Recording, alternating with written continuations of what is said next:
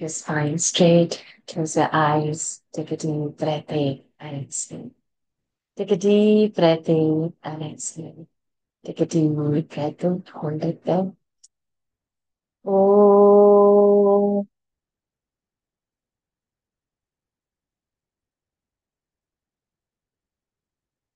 oh,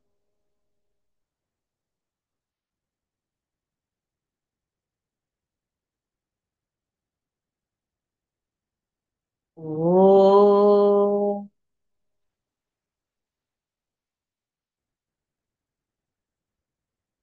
ॐ गणानां त्वा गणपतिगुं हवामहे कविं कवीनामुपमश्रवस्तमं ज्येष्ठराजं ब्रह्मणां ब्रह्मणस्पतान शृण्वन्नोतिभिः सीदसादनम् ॐ श्रीमहागणपतये नमः।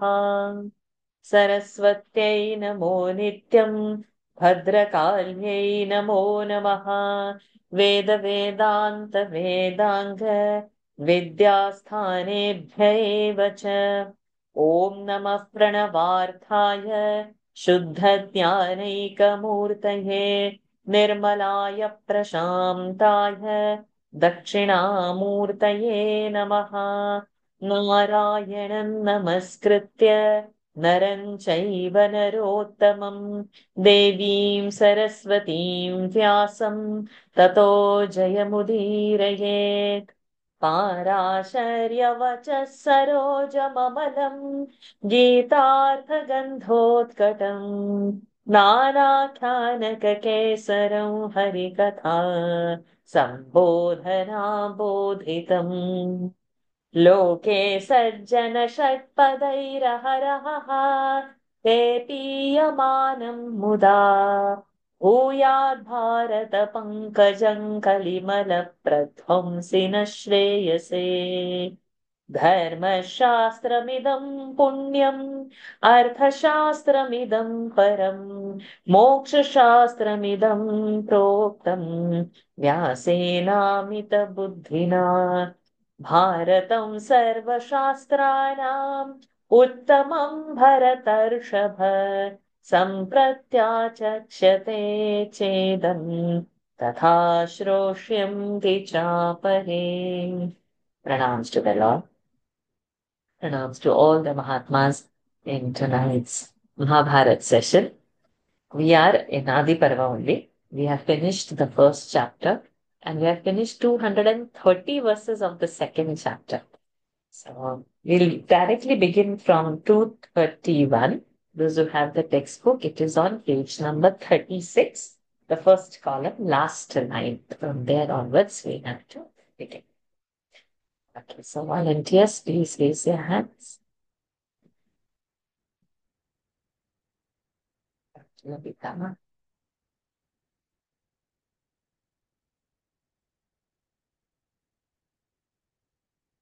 ऐक्यात्म्यो वासुदेवस्य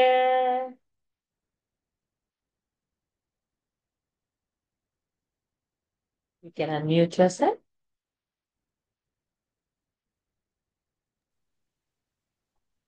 एकात्यं वासुदेवस्य Aikya, not A. sorry Aikya. ऐकात्यं वासुदेवस्य No. Aikatmyam.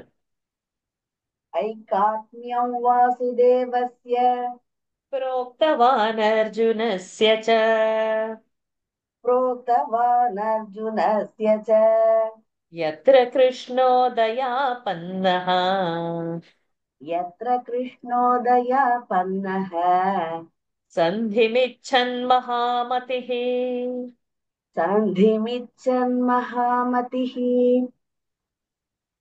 ऐकात्म्यं वासुदेवस्य प्रोक्तवान् अर्जुनस्य च यत्र कृष्णोदयापन्नः सन्धिमिच्छन् महामतिः। सचिचे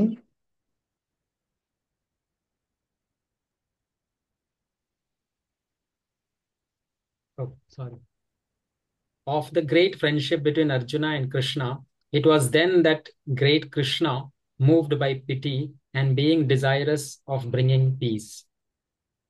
ऐकात्म्यं वासुदेवस्य प्रोक्तवान् अर्जुनस्य च यत्र कृष्णोदयापन्नः सन्धिमिच्छन् महामतिः स्वयमागाच्छमं कर्तुम् स्वयमागाच्छमं कर्तुम् नगरन्नागसाह्वयम् नगरन्नागसाह्वयम् प्रत्याख्यानं च कृष्णस्य प्रत्याख्यानं च कृष्णस्य राज्ञा दुर्योधनेन वै राज्ञा दुर्योधनेन वै स्वयमागच्छमं कर्तुम् नगरन्नागसाह्वयम् प्रत्याख्यानं च कृष्णस्य राज्ञा दुर्योधनेन वै Went himself to Hastinapur, the capital of the Kurus. It then relates the rejection of the peaceful offer of Krishna by the king Duryodhana. स्वयमागाच्छमं कर्तुं नगरन्नागसाह्वयम् प्रत्याख्यानं च कृष्णस्य राज्ञा दुर्योधनेन वै वरान्वेषणमत्रैव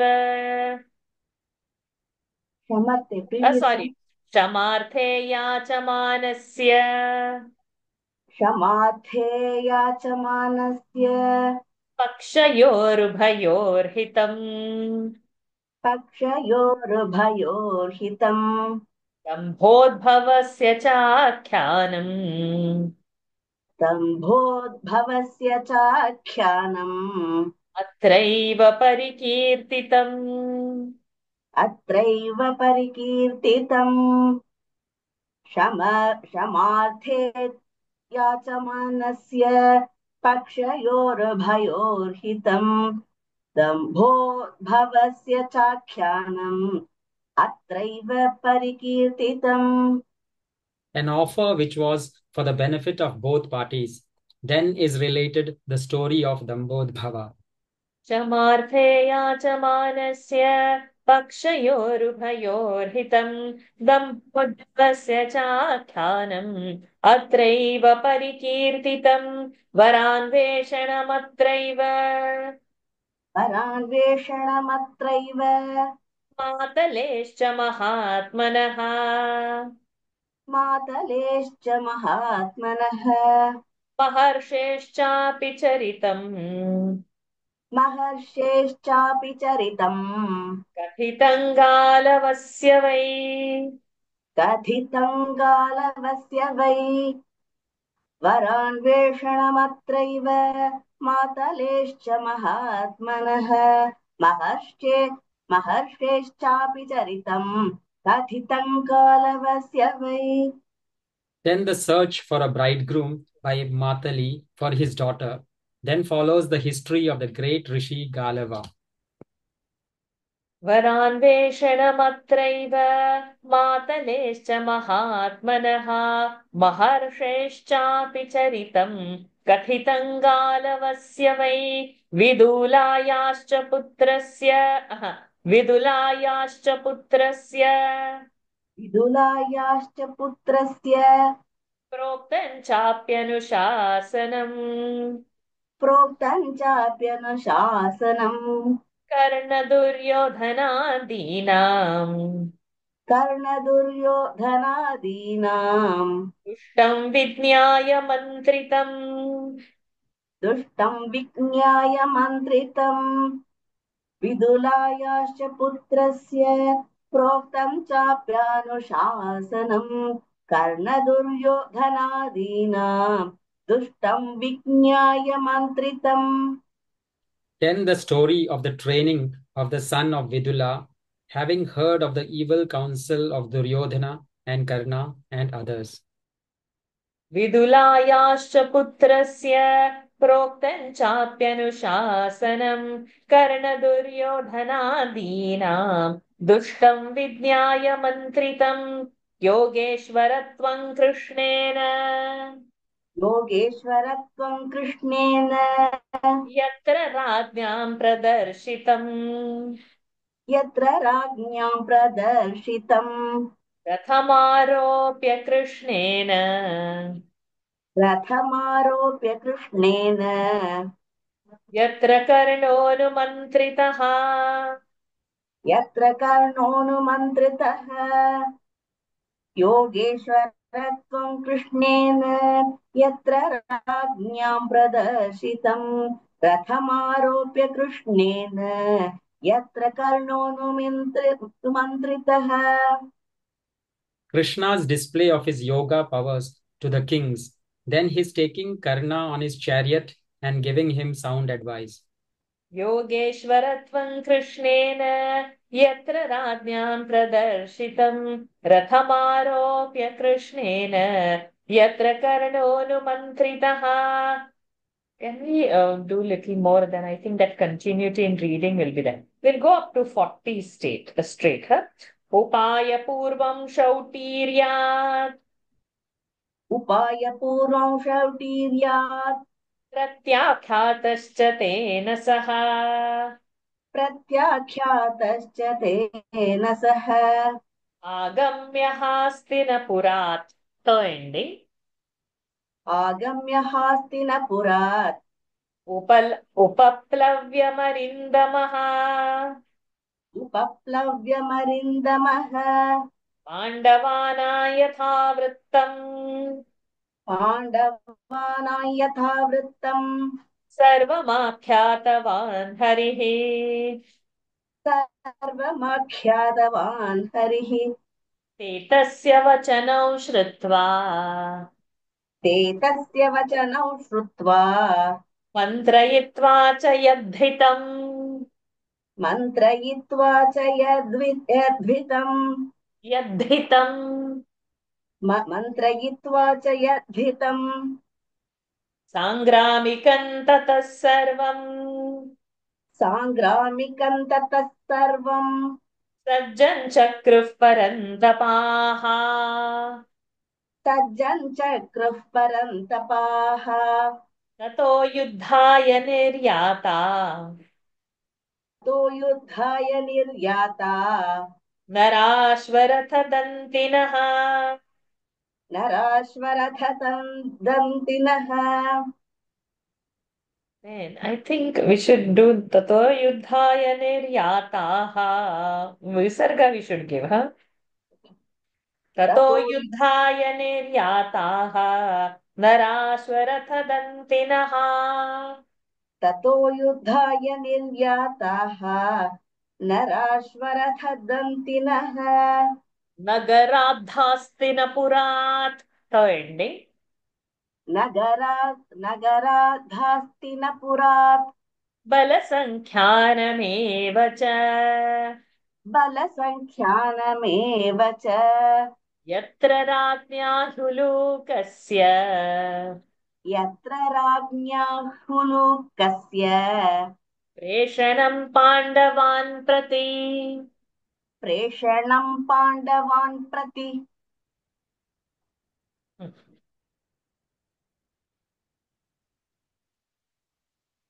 Karna's rejection of Krishna's advice out of pride, then the chastiser of his enemies, Krishna returned to Upaplavya from Hastinapur. He told the Pandavas all that had happened.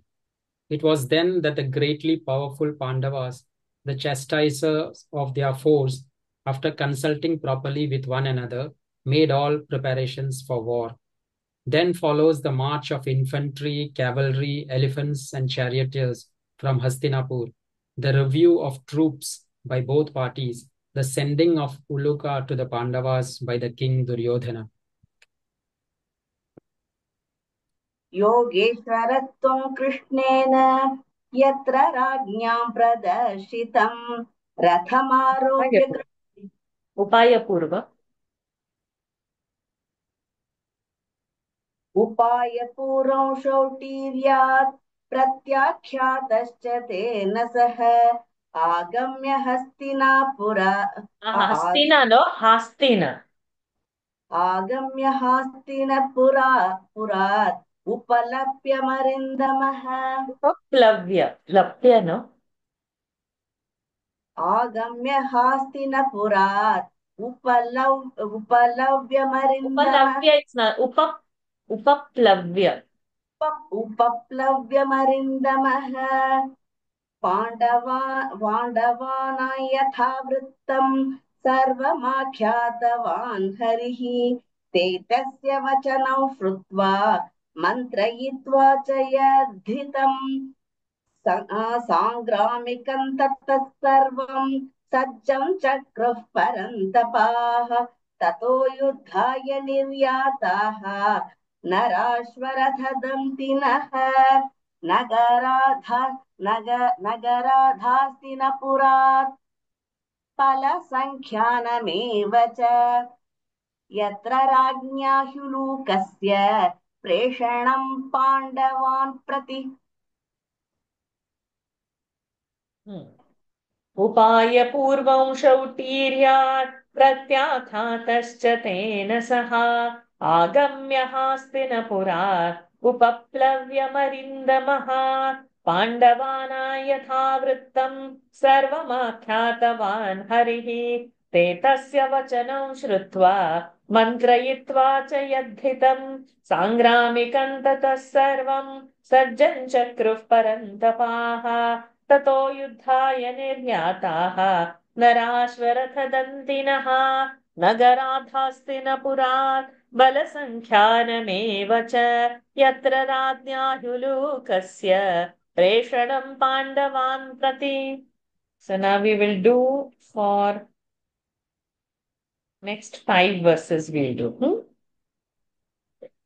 शोभाविनि महायुद्धे स्वभाविनी महायुद्धे दौत्येन कृतवान् प्रभुः दौत्येन कृतवान् प्रभुः रथातिरथसङ्ख्यानम् रथातिरथसङ्ख्यानम् सङ्ख्याक महाप्राण रथातिरथसङ्ख्यानम् अम्बोपाख्यानमेव च अम्बोपाख्यानमेव च एतत्सु बहुवृत्तान्तम् एतत्सु बहु वृत्तान्तम् पञ्चमं पर्व भारते पञ्चमं पर्व भारते उद्योगपर्व निर्दिष्टम् उद्योगपर्व निर्दिष्टम् सन्धिविग्रहमिश्रितम् सन्धिविग्रहमिश्रितम् अध्यायानां शतं प्रोक्तम् अध्यायानां शतं प्रोक्तम् षडशीतिर्महर्षिणा षडशीतिर्महर्षिणा श्लोकानां षट्सहस्राणि श्लोकानां षट्सहस्राणि तावन्त्येव शतानि च तावन्त्येव शतानि च श्लोकाश्च 90 प्रोक्ताः श्लोकाश्च 90 प्रोक्ताः तथैवाष्टौ महात्मना तथैवाष्टौ महात्मना व्यासेनोदारमतिना व्यासेनोदारमतिना पर्वण्यस्मिंस्तपोधनाः पर्वण्यस्मिंस्तपोधनाः अतः परं विचित्रार्थम् अतः परं विचित्रार्थम् भीष्मपर्व प्रचक्षते भीष्मपर्व प्रचक्षते जम्बूखण्डविनिर्माणम् जम्बूखण्डविनिर्माणम् यत्रोक्तं सञ्जयेन यत्रोक्तं सञ्जयेन स्वभाविनी महायुद्धे दौत्येन कृतवान् प्रभुः रथातिरथसङ्ख्यानम् अम्बोपाख्यानमेव च एतत्सु बहुवृत्तान्तम् पञ्चमं पर्व भारते उद्योगपर्व निर्दिष्टम् सन्धिविग्रहमिश्रितम् अध्यायानां शतं प्रोक्तम् प्रोक्तम् षडशीतिर्महर्षिणा श्लोकानां षट्सहस्राणि तावन्त्येव शतानि च श्लोकाश्च नवतिः प्रोक्ताः तथैवाष्टौ महात्मना व्यासेनादारमतिना व्यासेनोदार व्यासेनोदारमतिना पर्वण्यस्मिंस्तपोधनाः अतः परं विचित्रार्थम् Bhishmaparva प्रचक्षते जम्बूखण्डविनिर्माणम् यत्रोक्तं सञ्जयेन As an envoy on the day before the great battle, then the number of charioteers of different classes was related. Then is told the story of Amba. These are the matters that have been dwelt on the fifth Parva of the Bharata, in full of incidents regarding both peace and war. Great Rishis, the great Vyasa, has composed this Parva in 186 chapters.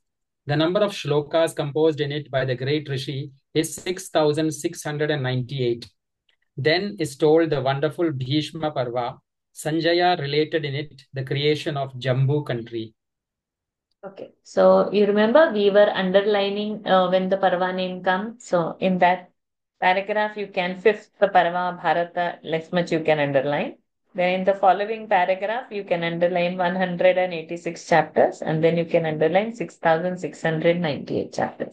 I hope all of you are following that and doing, so that we know in that what content, what is coming, how many chapters, and we said we are going to make one count and keep as per the parvas, the number of chapters and number of shlokas. So then I think Sajiv ji has already made a Excel file.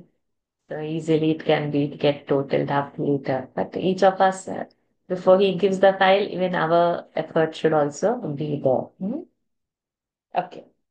श्वोभाविनि महायुद्धे दौत्येन कृतवान् प्रभुः रथातिरथसङ्ख्यानम् अम्बोपाख्यानमेव च एतत्सु बहुवृत्तान्तम् पञ्चमम् पर्व भारते उद्योगपर्वनिर्दिष्टम् सन्धिविग्रहमिश्रितम् अध्यायानां शतम् प्रोक्तम् षडशीतिर्महर्षिणा श्लोकानां षट्सहस्राणि तावन्त्येव शतानि च श्लोकाश्च नवतिः प्रोक्ताः तथैवाष्टौ महात्मना व्यासेनोदारमतिना पर्वण्यस्मिंस्तपोधनाः अतः परं विचित्रार्थम् भीष्मपर्व प्रचक्षते जम्बूखण्डविनिर्माणम् यत्रोक्तं सञ्जयेनः.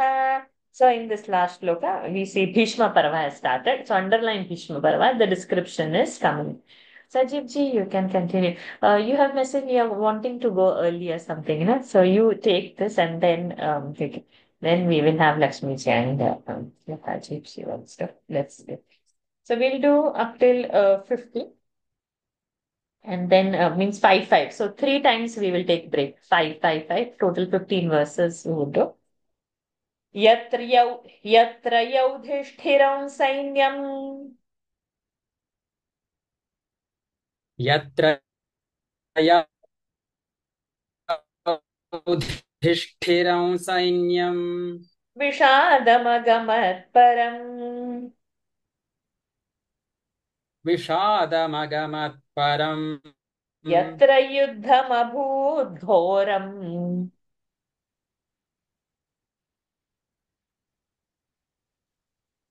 यत्र युद्धमभूद्घोरम् दशाहानि सुदारुणम् दशाहानि सुदारुणम् कश्मलं यत्र पार्थस्य we'll do 5. We'll do 5. कश्मलं यत्र पार्थस्य वासुदेवो महामतिः वासुदेवो महामतिः मोहजन्नाशयामास मोहजन्नाशयामास हेतुभिर्मोक्षदर्शिभिः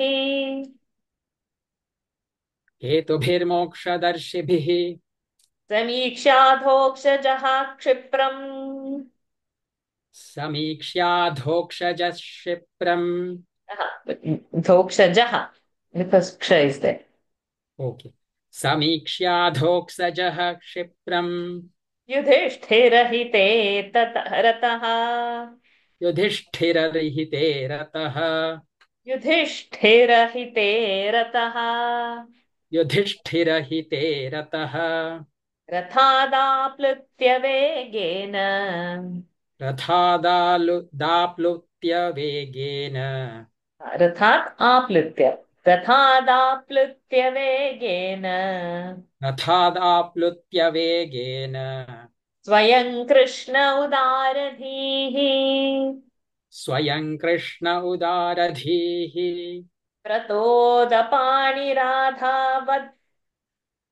प्रतोदपाणिराधावत् So it is the ending. भीष्मं हन्तुं व्यपेतभिः भीष्मं हन्तुं व्यपेतभिः वाक्यप्रतोदाभिहतः वाक्यप्रतोदाभिहतः यत्र कृष्णेन पाण्डवः यत्र कृष्णेन पाण्डवः गाण्डीवधन्वा समरे गाण्डीवधन्वा समरे सर्वशस्त्रभृतां वरः सर्वशस्त्रभृतां वरः शिखण्डिनं पुरस्कृत्य शिखण्डिनं पुरस्कृत्य यत्र पार्थो महाधनुः यत्र पार्थो महाधनुः यत्र युधिष्ठिरं सैन्यं विषादमगमत्परं यत्र युद्धमभूत् घोरं दशाहानि सुदारुणम् कश्मलं यत्र पार्थस्य वासुदेवो महामतिः मोहजन्नाशयामास हेतुभिर्मोक्षदर्शिभिः समीक्ष्याधोक्षजः क्षिप्रम्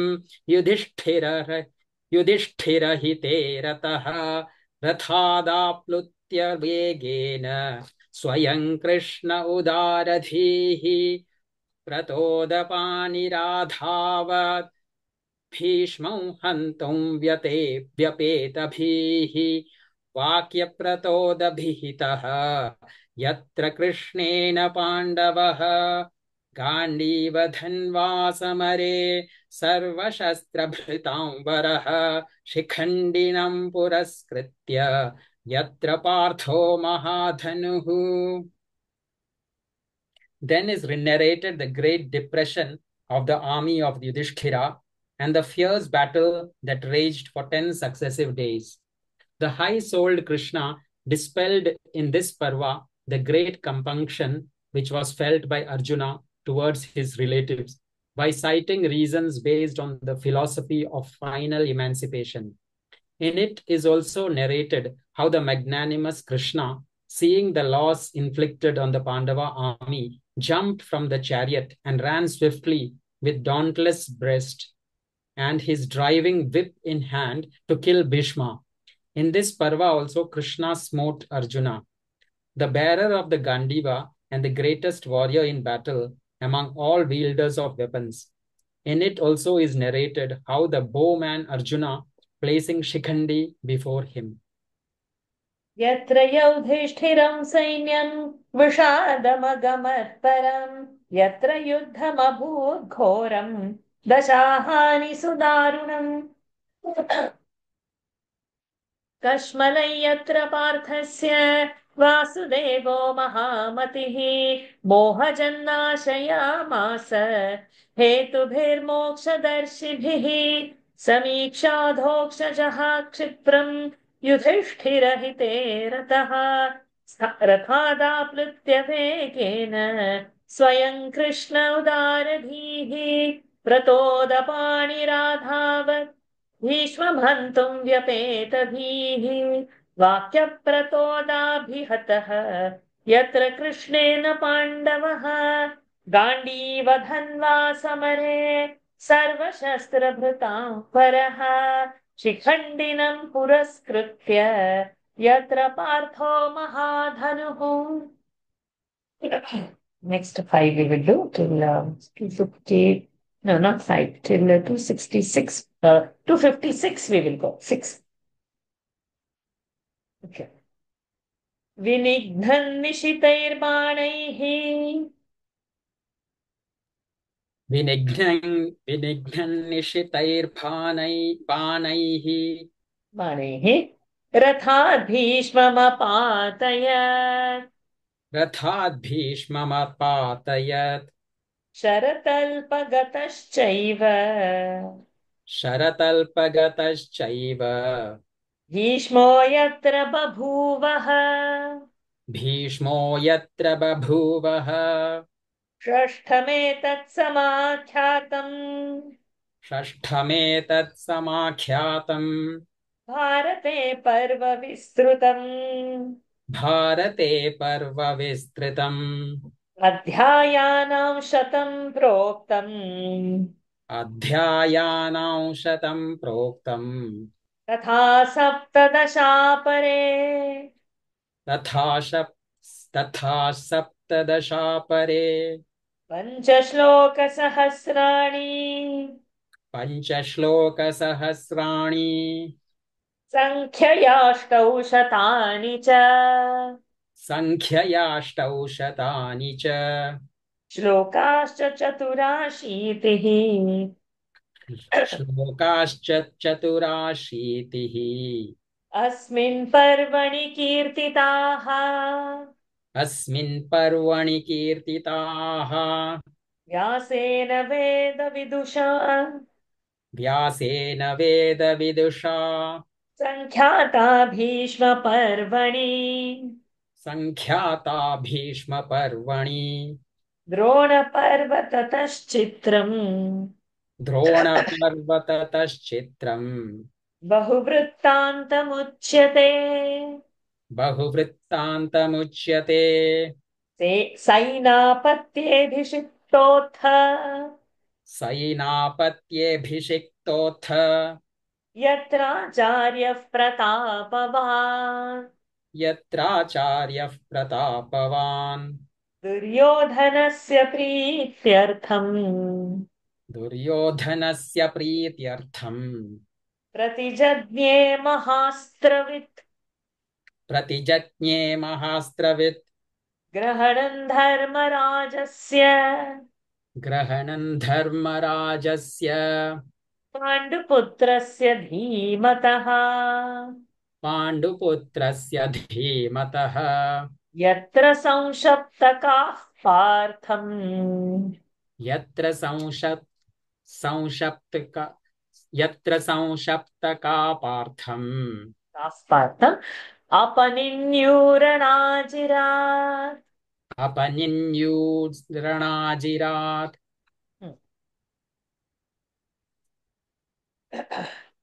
षष्ठमेतत् समाख्यातम् भारते. Oh, is it Vinigna? We read Vinigna Nishitairbana. विनिघ्नं निशितैर्बाणैः विनिघ्नन् निशितैर्बाणैः रथाद्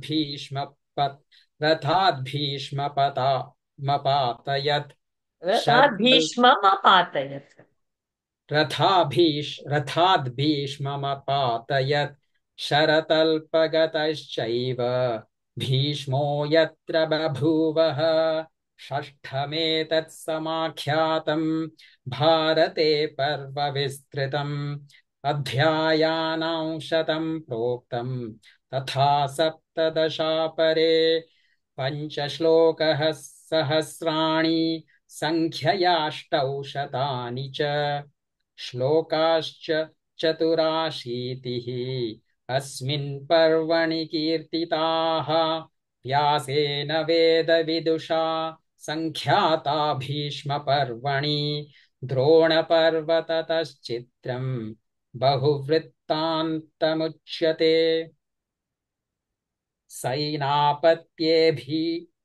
सैनापत्ये भीषितोऽत्र भीषितो सैनापत्येऽभिषिक्तोऽथ सैनापत्येऽभिषिक्तोऽथ यत्राचार्यः प्रतापवान् दुर्योधनस्य प्रीत्यर्थं प्रतिजज्ञे महास्त्रवित् ग्रहणं धर्मराजस्य पाण्डुपुत्रस्य धीमतः यत्र संशप्तकाः पार्थम् अपनिन्यूरणाजिरात्.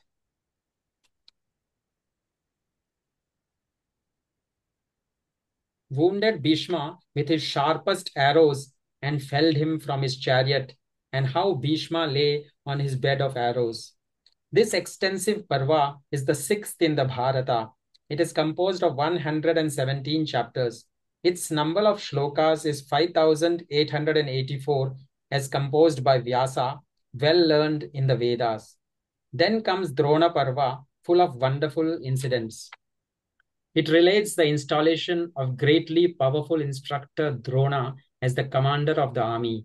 The vow of making Yudhishthira prisoner was taken by the great warrior to please Duryodhana. Sanshaptakas taking Arjuna away from the battlefield. विनिघ्नन्निशितैर्बाणैः रथात् भीष्ममपातयत् शरतल्पगतश्चैव भीष्मो यत्र बभूवः षष्ठमेतत् समात्. So now that षष्ठम, that sixth you have to underline.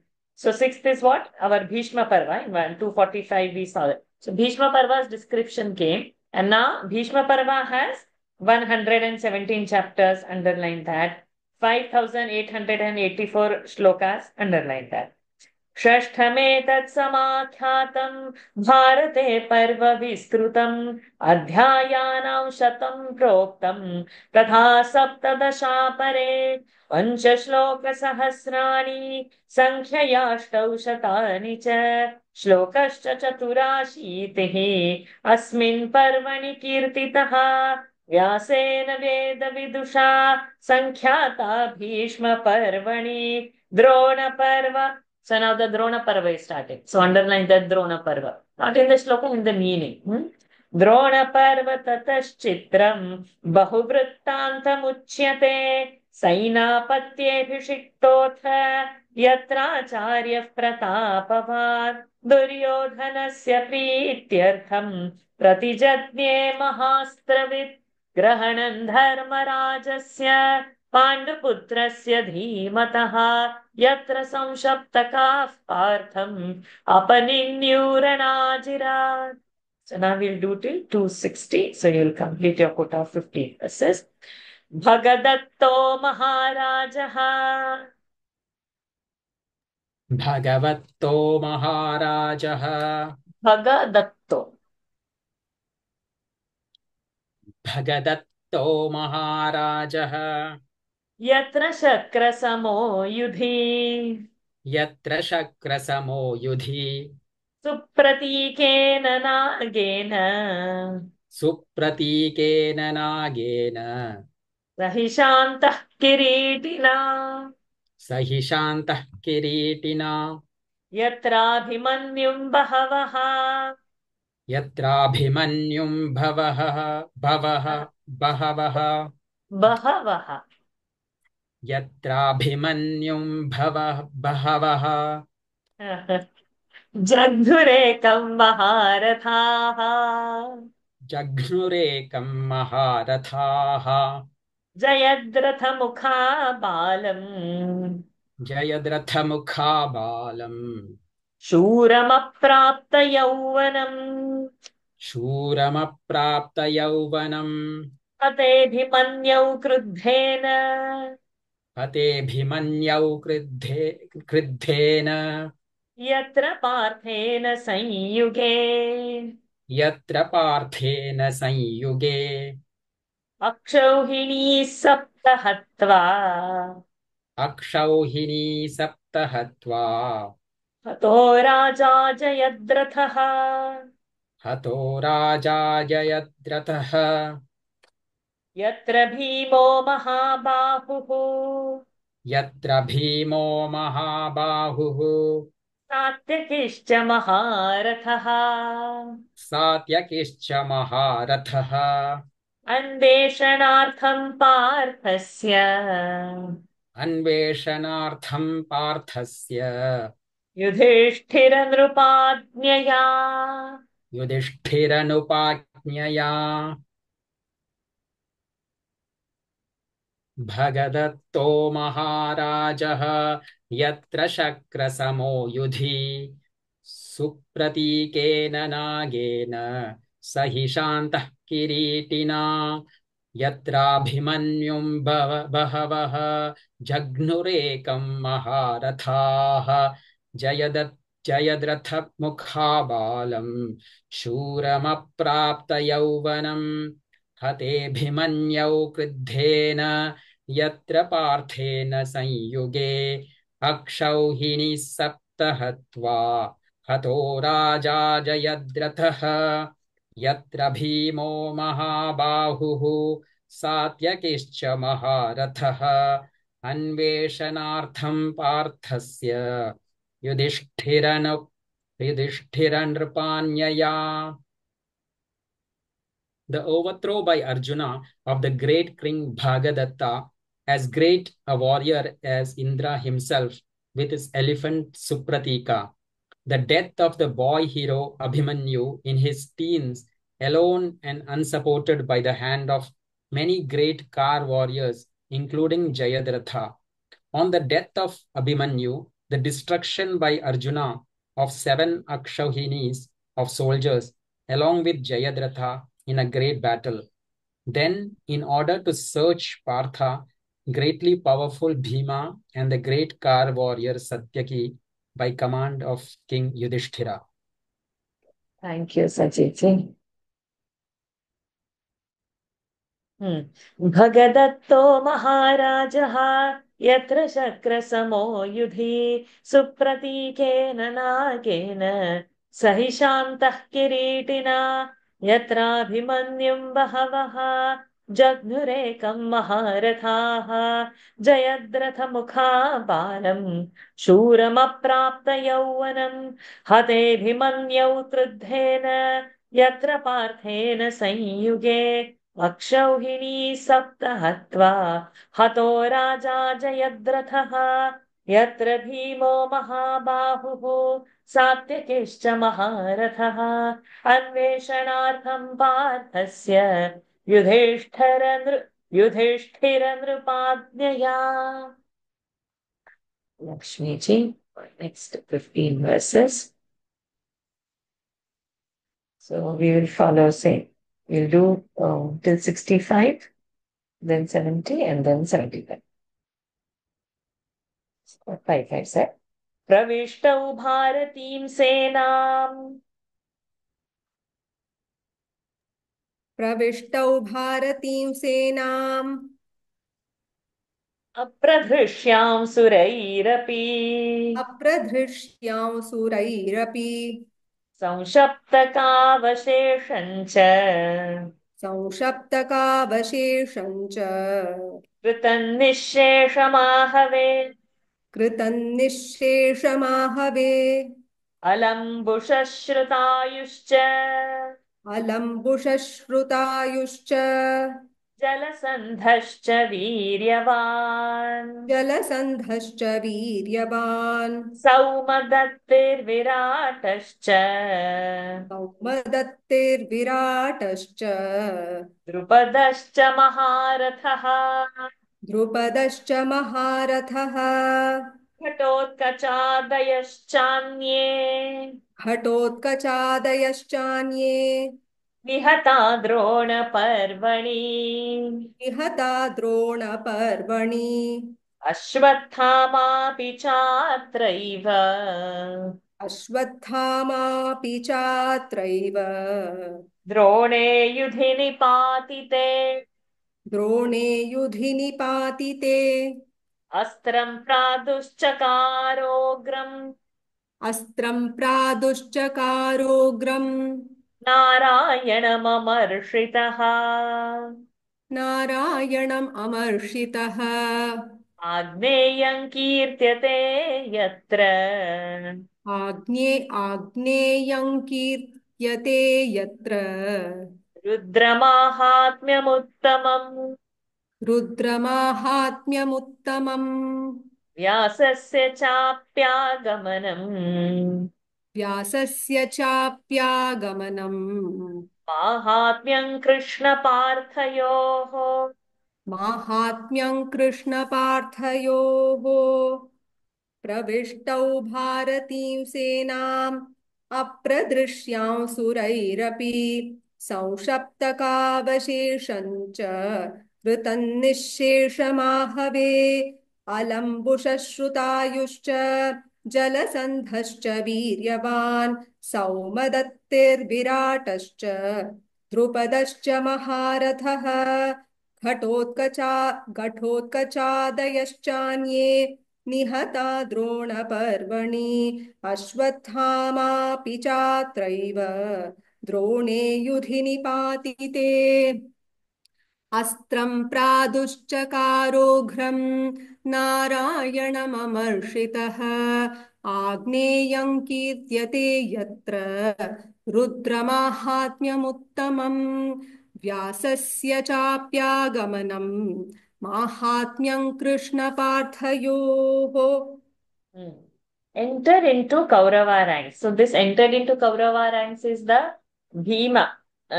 See, in the previous paragraph. Then in order to search Partha, greatly powerful Bhima and the great Kar warrior Satyaki, by command of King Yudhishthira, entered into the Kaurava ranks. It's a continuous statement.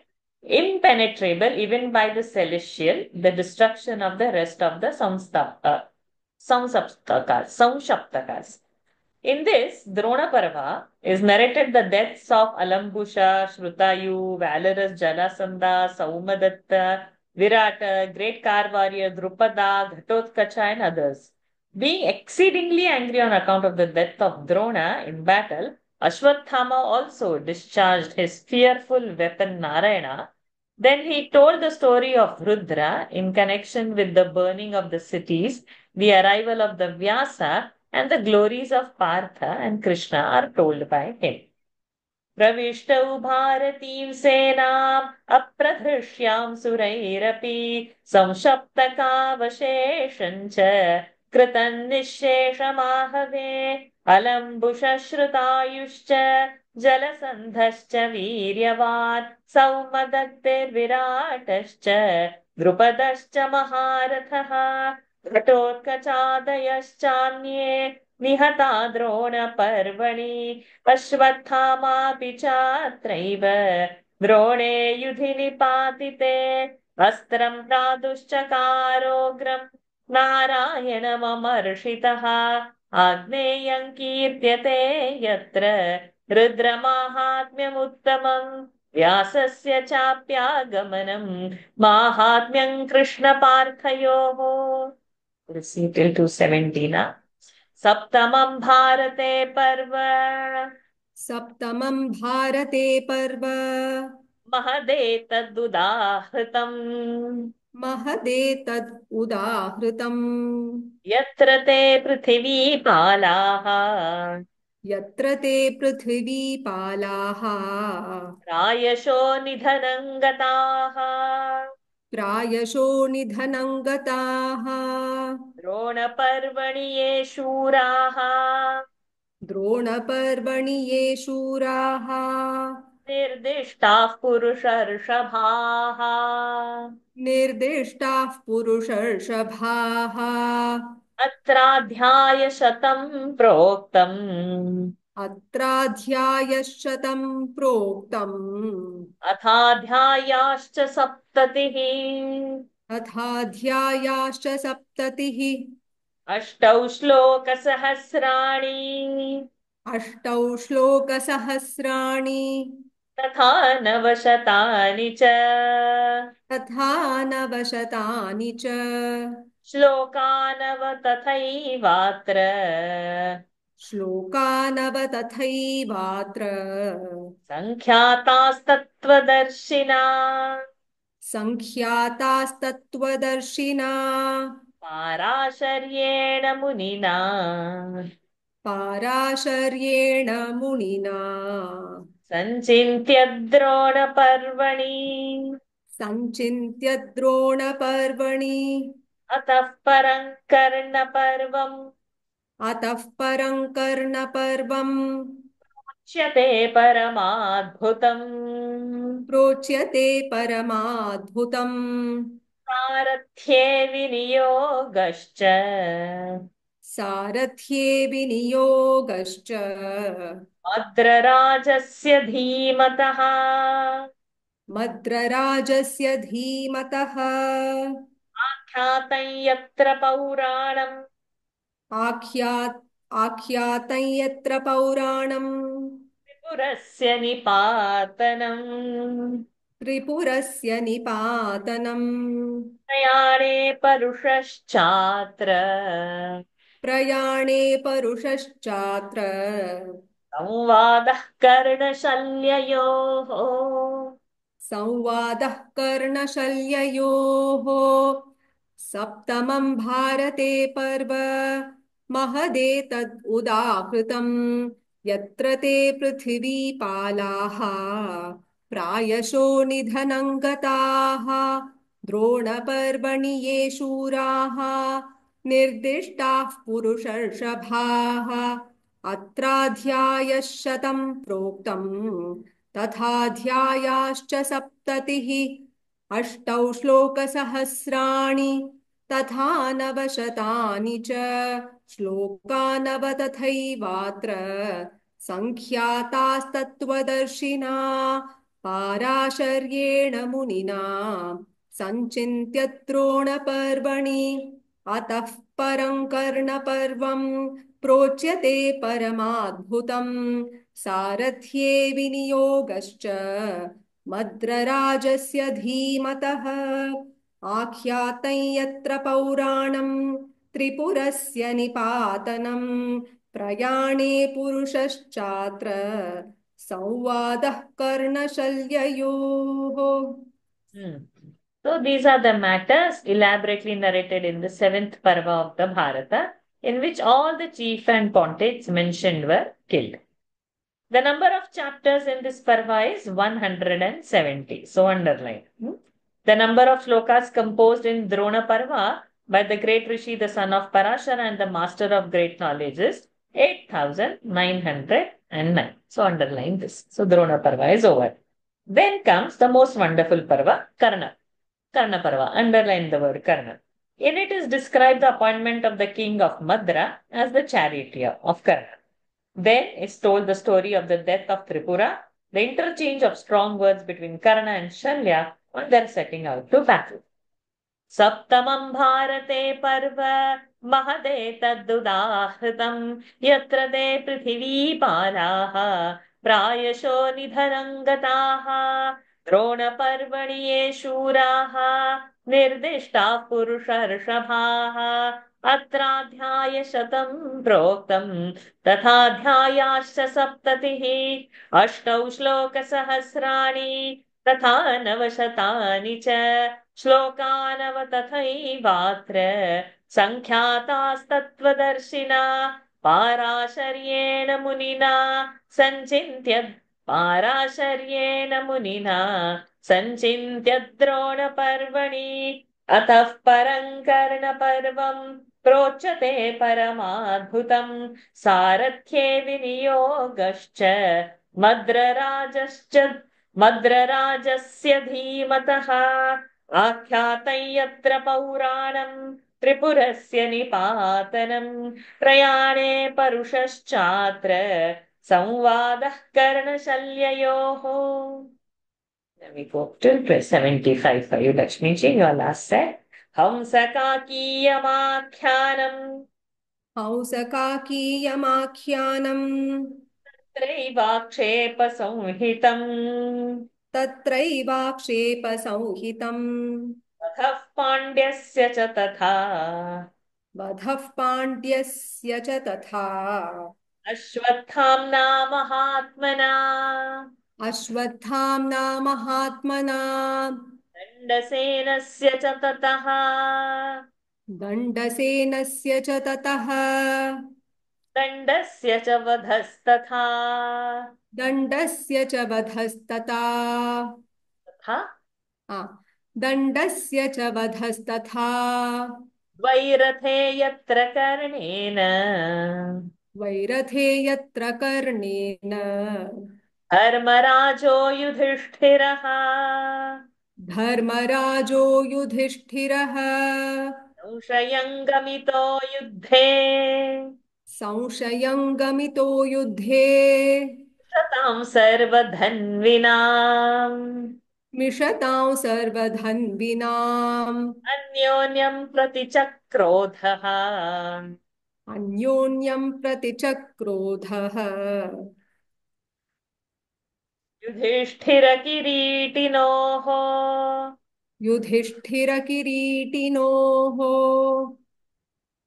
यत्रैवानुनयः प्रोक्तः यत्रैवानुनयः प्रोक्तः नवेनार्जुनस्य हि माधवे माधवेनार्जुनस्य हि प्रतिज्ञापूर्वकं चापि प्रतिज्ञापूर्वकं चापि वक्षो दुःशासनस्य च वक्षो दुःशासनस्य च हित्वा वृकोदरो रक्तम् भित्त्वा वृकोदरो रक्तम् पीतवान्यत्र संयुगे पीतवान् यत्र संयुगे वैरथे यत्र पार्थेन वैरथे यत्र पार्थेन अतः कर्णो महारथः हतः कर्णौ महारथः हंसकाकीयमाख्यानं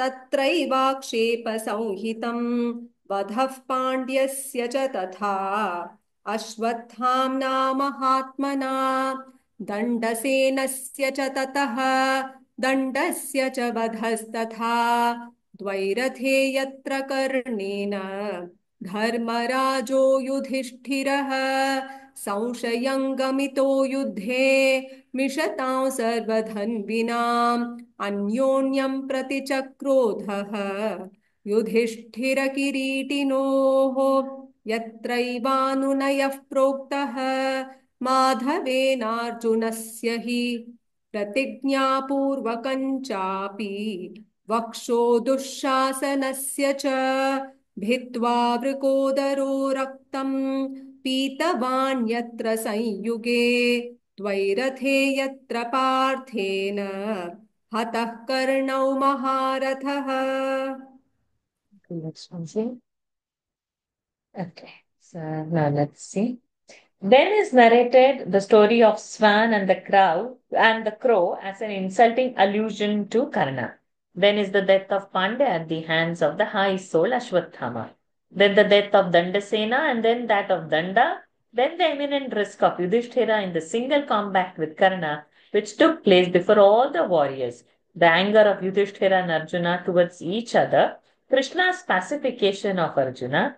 Bhima's fulfillment in his vow by drinking the heart's blood of Dushasana after ripping open his breast, the slaying of Karna by Arjuna in single combat.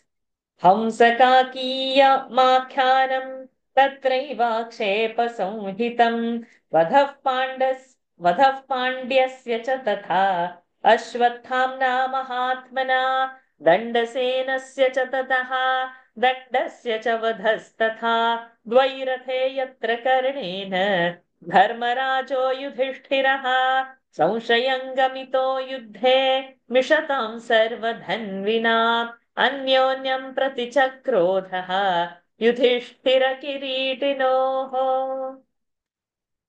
यत्रैवानुनयः प्रोक्तः माधवेनार्जुनस्य हि प्रतिज्ञापूर्वकं चापि वक्षो दुःशासनस्य च भित्त्वा वृकोदरो रक्तम् पीत्वान्यत्र संयुगे पीतवान्यत्र संयुगे द्वैरथे यत्र पार्थेन हतः कर्णो महारथः. So the time is up. We will still do 15 more verses. Lataji, please come over. If somebody is getting delayed for any other class or something, the class will be uploaded on YouTube, but we'll do 15 and stop. We spoke on Kumbha, so we need to dive in Mahabharata, otherwise we will lag. Next week we don't have a session. Next week I'm heading for a wedding and I've been given a sermon because last wedding in the family I've attended in 1999. And after that, so many weddings are over. I have never attended any wedding by choice. But now I cannot, so I'll have to attend one wedding, which is in Mangalore. So first and second, and third I'm back. That's why we should do today's 15 verses because next Sunday we don't have a session. Okay, so till 90, we'll do 76 to 80, 80 to 85, and 89. So till 90 we are going. Now we will go till 80 to 80. अष्टमं पर्व निर्दिष्टम् अष्टमं पर्व निर्दिष्टम् एतद् भारतचिन्तकैः एतद् भारतचिन्तकैः एकोनसप्ततिः प्रोक्ताः एकोनसप्ततिः प्रोक्ताः अध्यायाः कर्णपर्वणि अध्यायाः करुणपर्वणि चत्वार्येव सहस्राणि चत्वार्येव सहस्राणि नवश्लोकशतानि च नवश्लोकशतानि च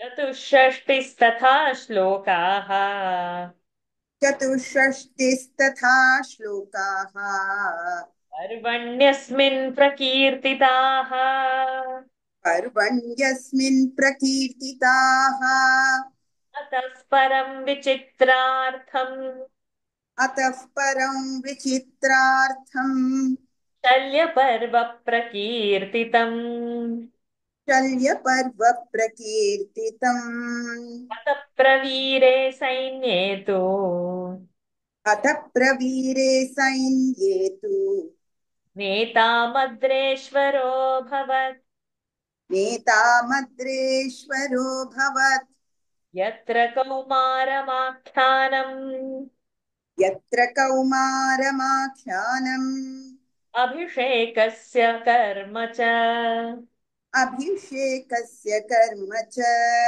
वृत्तानि रथयुद्धानि वृत्तानि रथयुद्धानि कीर्त्यन्ते यत्र भागशः कीर्त्यन्ते यत्र भागशः विनाशः कुरु मुख्यानाम् विनाशः कुरु मुख्यानाम् शल्यपर्वणि कीर्त्यते शल्यपर्वणि कीर्त्यते शल्यस्य निधनं चात्र शल्यस्य निधनं चात्र धर्मराजान् महात्मनः धर्मराजान् महात्मनः शकुनेश्च वधोत्रैव शकुनेश्च वधोत्रैव सहदेवेन संयुगे सहदेवेन संयुगे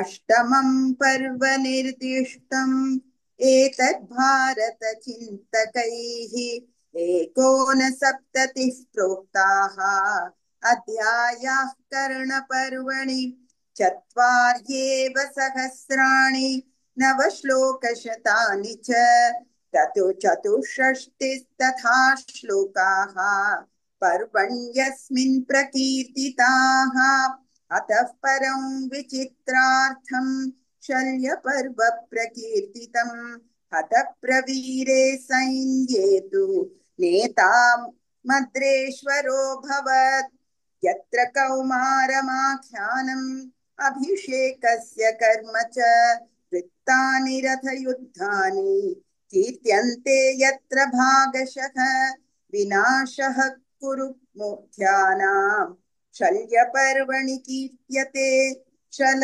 शल्यस्य निधनं चात्र धर्मराजान् महात्मनः शकुनेश्च वधोत्रैव सह देवेन संयुगे. The leader of the Bharata calls this Parva the eighth Parva. Which Parva? Which we saw in 269 verse, that Karna Parva. The number of its chapter is 69. So underline that. And that of the shlokas is 4964. Underline 4964. This is for Karna Parva. Then is told the wonderful Parva called Shalya Parva. Underline that Shalya and keep. After the death of all great warriors, the king of Madra became the commander. Then is described one after another the encounters of various charioteers. Then the deaths of the chief warrior of the Kuru army. Then the death of the Shalya at the hands of Yudhishthira. The death of Shakuni at the hands of Sahadeva.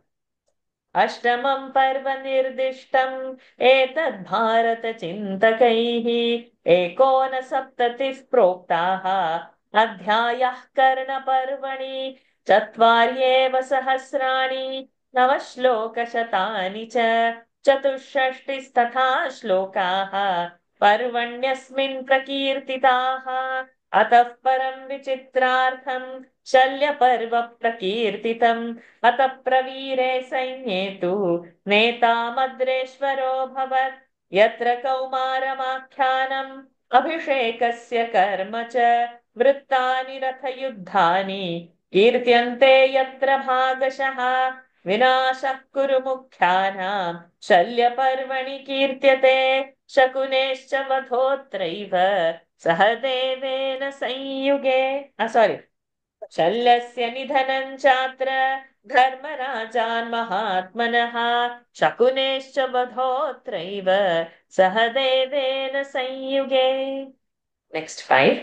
सैन्ये च हतभूयिष्ठे सैन्ये च हतभूयिष्ठे किञ्चिच्छिष्टे सुयोधनः किञ्चिच्छिष्टे सुयोधनः हृदं प्रविश्य यत्रासौ हृदं प्रविश्य यत्रासौ संस्तभ्यापो व्यवस्थितः संस्तभ्यापो व्यवस्थितः प्रवृत्तिस्तत्र चाख्याताः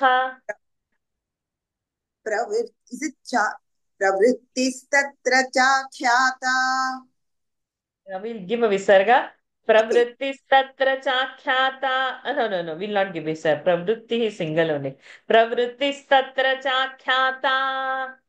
प्रवृत्तिस्तत्र चाख्याता यत्र भीमस्य लुब्धकैः यत्र भीमस्य लुब्धकैः क्षेपयुक्तैर्वचोभिश्च क्षेपयुक्तैर्वचोभिश्च धर्मराजस्य धीमतः धर्मराजस्य धीमतः हृदात् समुत्थितो यत्र हृदात् समुत्थितो यत्र धार्तराष्ट्रोत्यमर्षणः धार्तराष्ट्रोत्यमर्षणः भीमेन गदया युद्धम् भीमेन गदया युद्धम् यत्रासौ कृतवान् सः यत्रासौ कृतवान् सः समवाये च युद्धस्य समवाये च युद्धस्य रामस्यागमनौ स्मृतम् रामस्यागमनौ स्मृतम् सरस्वत्याश्च तीर्थानाम् सरस्वत्याश्च तीर्थानाम् सरस्वत्याश्च तीर्थानाम् सरस्वत्याश्च तीर्थानाम् पुण्यता परिकीर्तिता पुण्यता परिकीर्तिता गदा युद्धं च तुमुलम् गदायुद्धं च तुमुलम् अत्रैव परिकीर्तितम् अत्रैव परिकीर्तितम् दुर्योधनस्य राज्ञोऽथ दुर्योधनस्य राज्ञोऽथ यत्र भीमेन संयुगे यत्र भीमेन संयुगे कुरुभग्नौ प्रसह्याजौ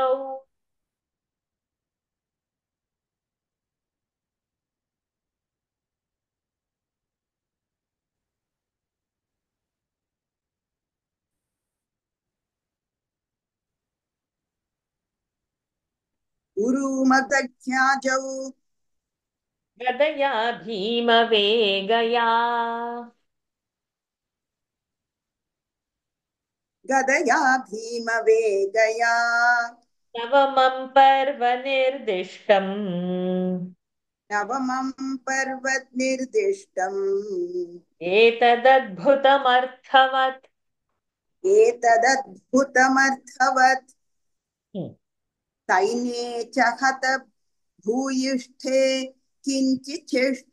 किञ्चिच्छिष्टे सुयोधनः हृदं प्रविश्य यत्रासौ संस्तभ्यापो व्यवस्थितः प्रवृत्तिस्तत्र चाख्याता यत्र भीमस्य लुब्धकैः क्षेपयुक्तैर्वचोभिश्च धर्मराजस्य धीमतः हृदात् समुत्थितो यत्र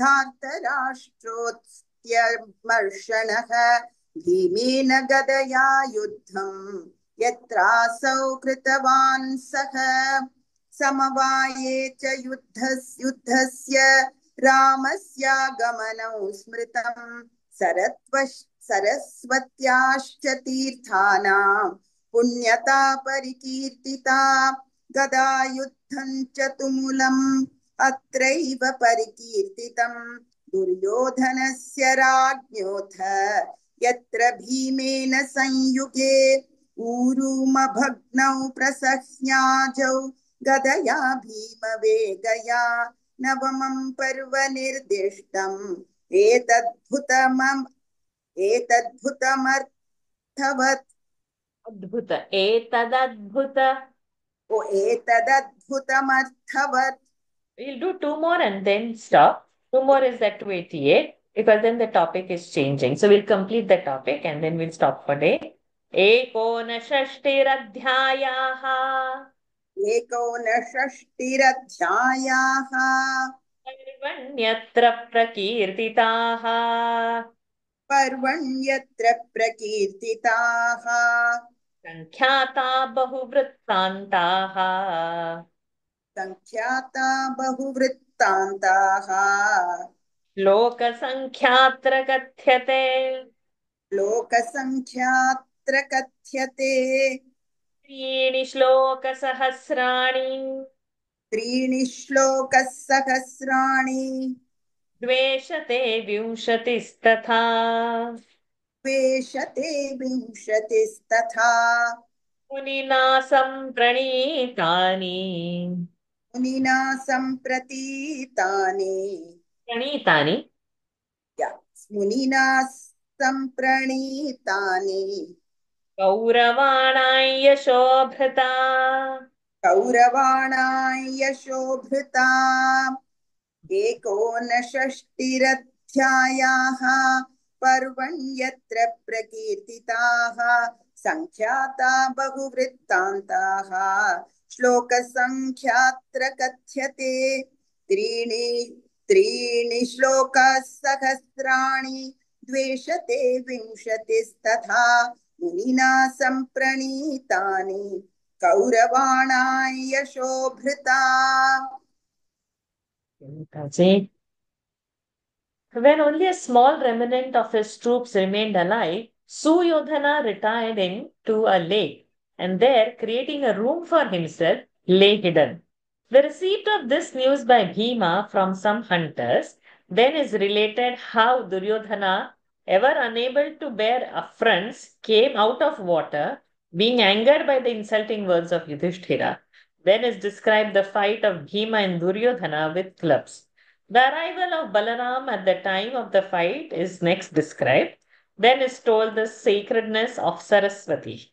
The continuation of the club fight, the breaking of Duryodhana's thighs by Bhima by fearful hurl of his club, all this has been described in the wonderful ninth Parva. So ninth Parva is our this Shalya Parva.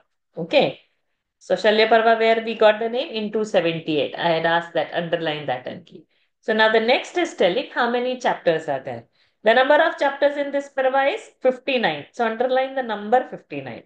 And the number of shlokas composed by the great Vyasa, the spreader of the fame of the Kuru dynasty, is 3220. So underline only 3220. So we are underlining only the numbers. And then when that Parva name comes, you make a circle over there with the pencil. And don't use pen on your books. Use pencil and mark it. So now we have reached over here till 9th. And the next, why in that 290, no, over there they are going to say about what is the 10th Parva name, and then they are going to start. So we can do it not the next week, the week after. Next week, some marriage after 2.5 decades I'm attending. Marriage in the family.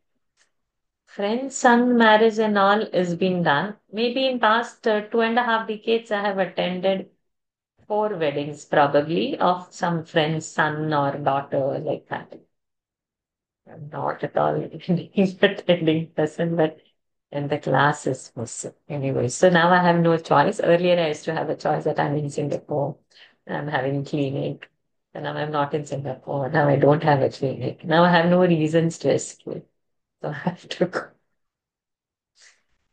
सैन्ये च हतभूयिष्ठे किञ्चिच्छिष्टे सुयोधनः हृदं प्रविश्य यत्रासौ संस्तभ्यापो व्यवस्थितः प्रवृत्तिस्तत्र चाख्याता यत्र भीमस्य लुब्धकैः क्षेपयुक्तैर्वचोभिश्च धर्मराजस्य धीमतः हृदात् समुत्थितो यत्र धातराष्ट्रोत्यमर्षणः भीमेन गदया युद्धम् यत्रासौ कृतवान् सः समवाये च युद्धस्य रामस्यागमनं स्मृतं सरस्वत्याश्च तीर्थानां पुण्यता परिकीर्तिता गदायुद्धं च तुमुलम् अत्रैव परिकीर्तितं दुर्योधनस्य राज्ञोऽथ यत्र भीमेन संयुगे ऊरू भग्नौ प्रसह्याजौ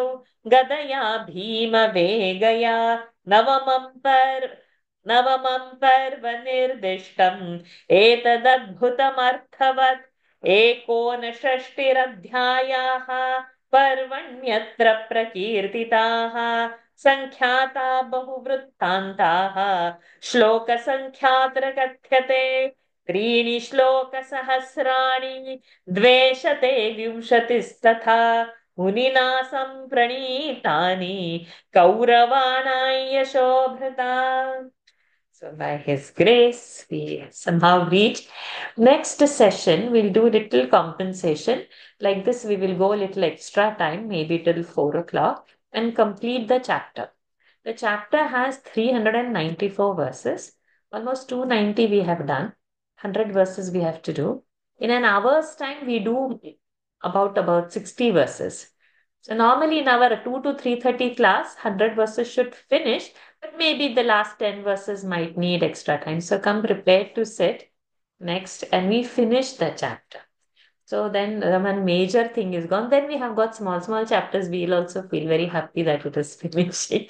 And otherwise the link also goes. No? Sometimes we forget when there is a gap. Like now when today we started, if I have not summarized what is happening, then it takes a time to link it back.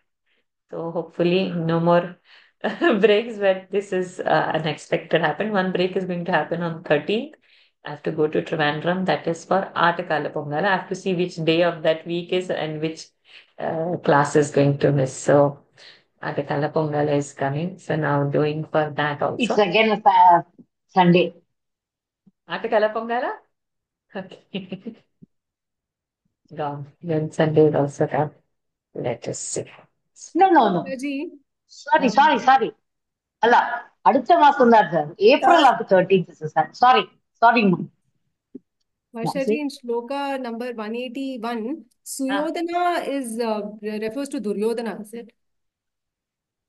It is 281, sorry, 281. We just covered 280, it. right? Sorry, yeah. Sorry. Yes, Right. Suyodhana is his original name, no? Oh, is it? Suyodhana is the name of Duryodhana. Okay. Huh. Then only he becomes Dur means bad. Oh, If you had read this, it says. thank you. Yes. No problem. Because the reading part of it I do very diligently. Sorry. No, good, you did. Yes, Suryodhana is Duryodhana. Suyodhana is the name given to Duryodhana. Dur means bad, no?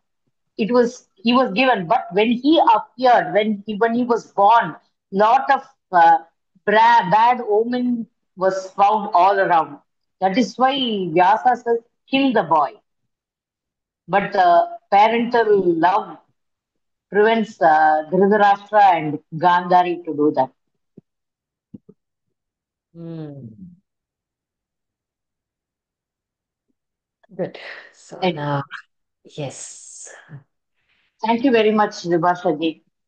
Thank you for you too for begin blessing, spreading so much positivity.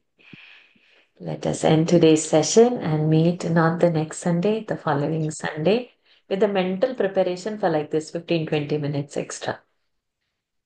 Om पूर्णमदः पूर्णमिदं पूर्णात् पूर्णमुदच्यते पूर्णस्य पूर्णमादाय पूर्णमेवावशिष्यते ॐ शान्तिः हरिः ओम् श्रीगुरुभ्यो नमः हरिः ओम् श्रीकृष्णार्पणमस्तु Hari Om everyone. Thank you for joining. Namaskaraha. Namaskara. Thank you. Happy Shivaratri, everybody. Thank Namaskaraha. you. Same to you. Happy Shivratri. Hey, who is this sweetu? What is your name? Dhruvantaram, Vignesh. Dhruvantaram. Dhruvantaram. Dhruvantaram Vignesh. And what you call? I used to call him Kuti Govinda. Putti Govinda. How old are you? How old are you? I am 4 years old. I am 4 years old. Oh, you are so sweet, Vigneshu Putti Govinda. Would you like to say a shloka for us? Any prayer you want to chant from us? What prayer you can chant?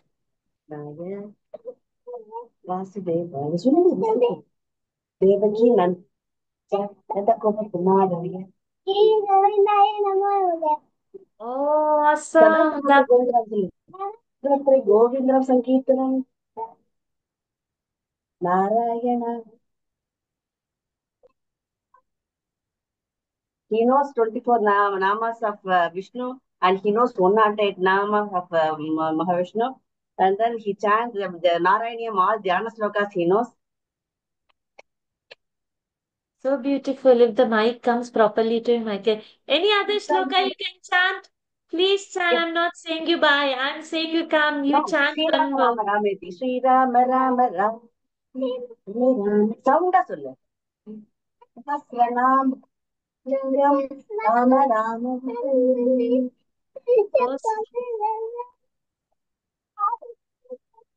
Oh, awesome, darling. Bless you abundantly. Come every Sunday for the class and chant one shloka and go. Okay. Come at the starting of the class, one shloka. Then end of the shloka, another shloka. End of the class, another shloka. Okay. One sloka you have to chant every week. That is what she's doing. Okay, nothing else. Beginning of the session and end of. Whichever shloka you like, your favorite shloka, you come chant and go. Okay. Okay. Next week, prepare nicely. Narayaniam shloka you chant it. Okay. Not next Sunday, the Sunday after that. I want to hear. Love you. Bless you abundantly. Thank Putti you. Govinda. Oh. Thank Oh, you, Sajid. Thank Hari you Om so ji, much. Hari Om. Hari Om Dhanush. So happy for you. So Thank you, happy. Vic. Blessed. Thank you. Hari Om Sadhva ji, Hari Om Lalita ji. Hari Om. Hari Om. Namaste.